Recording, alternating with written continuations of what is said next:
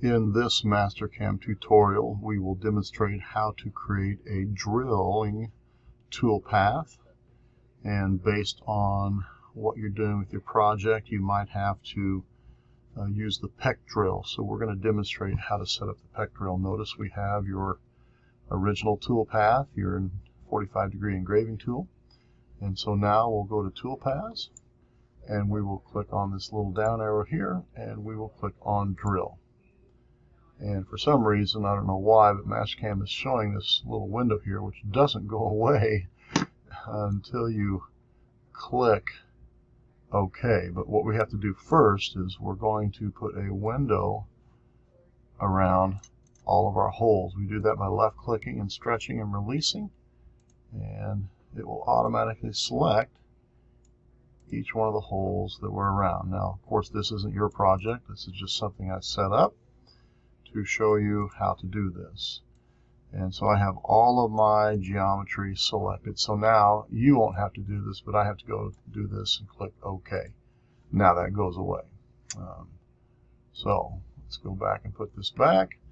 And so now we have a window that pops up to generate our toolpath. So before we generate this toolpath, let's talk about how we select what toolpaths to do in what order. So anytime you are doing machining on a part that has internal machining to be done inside the part, you always do that first before you cut the part out and free it up from whatever material it's being made out of, which is why we did our engraving first, and now we're going to do our drilling. So in this situation, we're going to click in the white area. We're going to right-click and go left-click on Create Tool. And we're going to look for the end mill again, and we're going to go Next. And this end mill is going to be 0.25.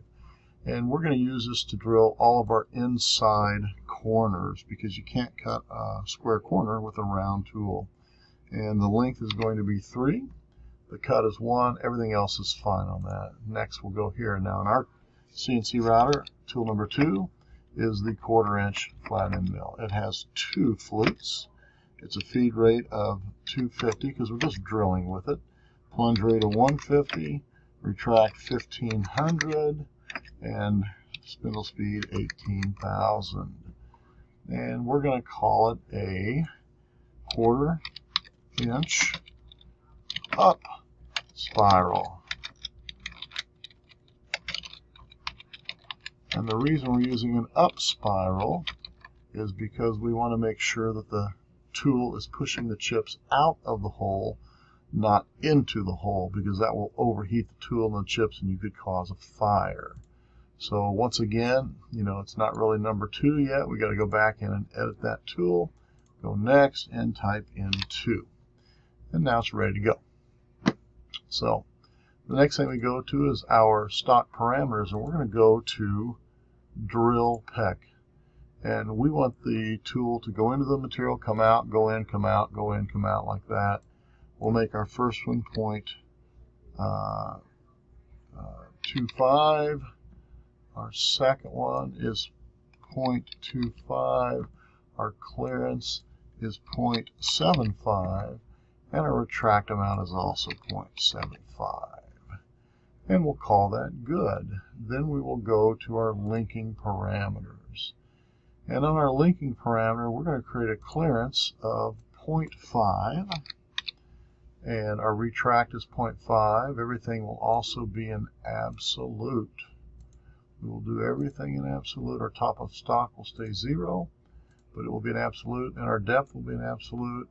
And depending on how thick your material is, that will determine how deep you go. And in this circumstance, I'm going to say negative 0.75. Now, it's up to you and your project what you're doing, but that's the example we'll give right now. And so we'll click OK. I'm now going to look at what we've done so far. So I'm going to click on these little blue square circles here. And I'm going to go up to Verify. I'm going to watch the machine cut this. I'm going to click OK or Start. So it does the engraving, and it did all the holes. How do we know? Well, we can come in and see that it did it. See that? You just can't see it as well down there. All right, so that is the end of this video on how to create your drilling toolpath. We have 2 more to go.